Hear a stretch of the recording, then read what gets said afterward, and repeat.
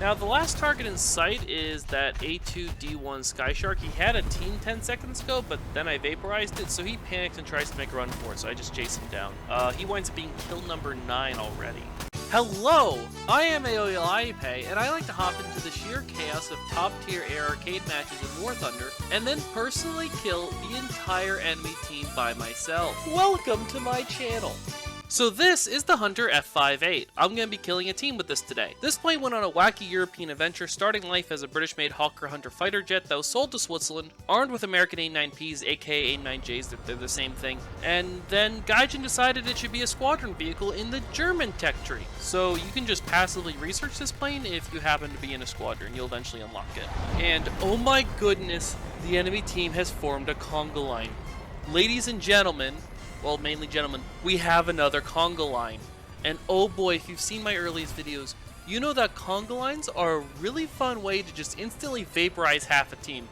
Spoiler alert. So, conga lines are this rare phenomenon that's virtually exclusive to rank 6 air arcade matches. You see, planes have vastly different speeds at this rank, so you got everything from supersonic MiG-21s to like slow as balls A-10s. So if you get the right team comp on the right map, spawning in at the right time, then players will space out in a really long line stretching from the middle of the map back to their spawn with no clear break.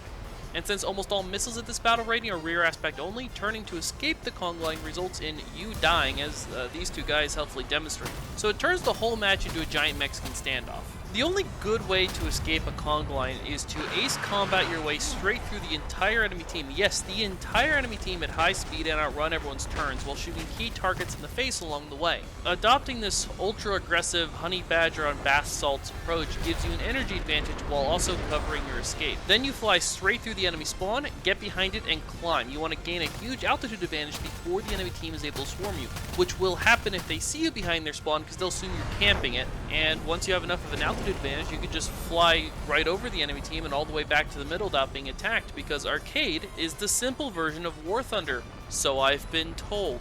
Oh, and I just got nicked by the AAA. That will be the only damage I take this game. Alright, so the real standout feature of this plane is its ADEN autocannon. This is a high-velocity 30mm machine cannon, and this plane also has a radar that helps you aim the gun at long range.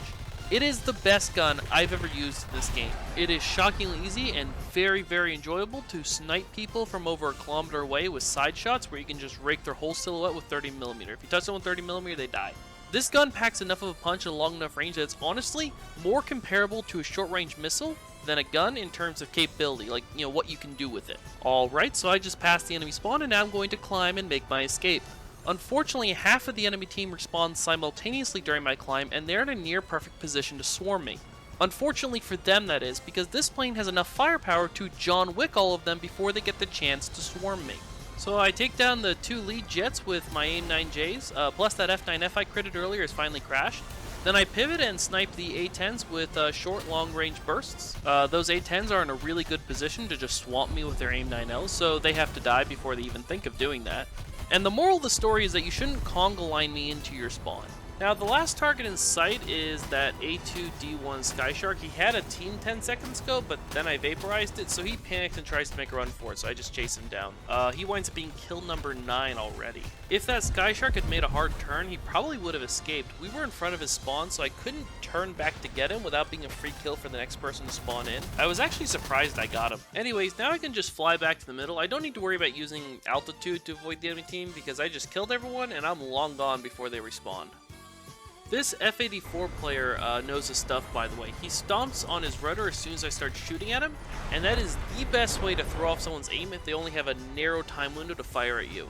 If they're right behind you, it's different, but from the side, from the front, that's how you do it, and that's what it looks like. And you can see me pull an identical move myself in my dogfighting part 1 guide. And in a moment, I'm going to circle back, and Mr. Ninja Skills and the F.84 and I are going to dodge each other's bullets. He actually winds up being killed by someone else eventually. I don't actually get him in this game. Also, this is only the second time I've ever featured a conga line on this channel. The other time was actually my very first video with the voiceover. This really toxic guy was in a conga line that I rolled up, and he thought I had spawn camped him. We got into an argument, and long story short, I explained to the guy that he can't spawn camp me if I never die, and then I killed his entire team by myself. But I left him and only him alive to watch all this happen. This happened in a full up tier for me too. It is an absolutely priceless video. It's called You Can't Spawn Cam If I Never Die, and I'll link it in the description if you want to see it. Now, back to this match. I was circling around the edge looking for weakness, basically, and I see that F.56 player get really slow. And if you have a high velocity cannon, you can hit slow players from really far away, and the radar on this thing will actually tell you where to aim the gun. So this poor F-86 just gets vaporized. It's wonderful. I love the gun on this thing. After taking down that F-86, I decided it was time to reload all my stuff. I still had a missile left, so I just fired it off at an NPC plane. Don't worry, that does not count as a kill on the scoreboard. I just need to get my reload timer going. Now, this match started pretty crazy, so I never got a chance to explain how this plane handles. The F.58 is a good all-rounder. The acceleration is okay, the energy retention is pretty good, this plane's speed is good but not amazing, and its turning rate is good but not amazing.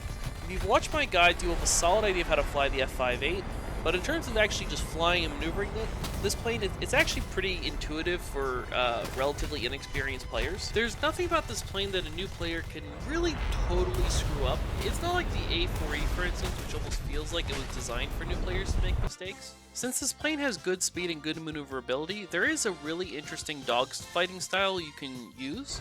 In a nutshell, it is possible for the Hunter F.58 to outturn a plane that is more maneuverable than it is, while also retaining enough energy to just slip away and outrun them if the fight goes south. It's a really slick trick. I was going to explain it in this video, but the basic concept applies to most planes in War Thunder, and well, it's just extra important for the Hunter F.58. In my opinion. Once I started drawing up graphs and stuff, I realized I probably need to spin this off into its own video. Like, you did not watch this video for, like, math. You watch this video so you can see me be like, watch this team disappear. Pew, pew, pew, pew. Clear. So that'll be my next cheat codes guide, and for once the guide will apply to props and jets in both arcade and realistic. So subscribe if you don't want to miss a really fun math lesson of death, where I show you how to, quite literally, plot the demise of your enemies. Anyways, however, as you can see here, if you hit someone with just one 30mm cannon shell, like I did to this F9F, it really messes up their plane, and they will often crash just from the damage, eventually crash. The damage is pretty similar to a near miss from a missile, where, where the proximity fuse still nails you. However, it generally takes 2 hits for an instant kill, but if you hit them once, they will, at the very least, be in no position to bother you, because their plane will just be really messed up. Anyways, I'll just fast forward through the rest of this. It's just me chasing down, isolated stragglers. This is a big map, so it happens. It's not particularly interesting to watch. Anyways, that's the end of the match. Got a nice cool 15 kills. I really like this plane. I haven't heard anyone complain that the F.58 is overpowered, but I'm sure someone will now that I've flown it.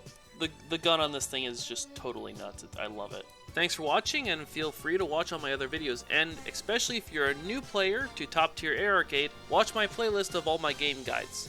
Also, if you want to watch more of my videos in the future and don't want to remember how to spell Aeoliaipe, the solution is for you to subscribe.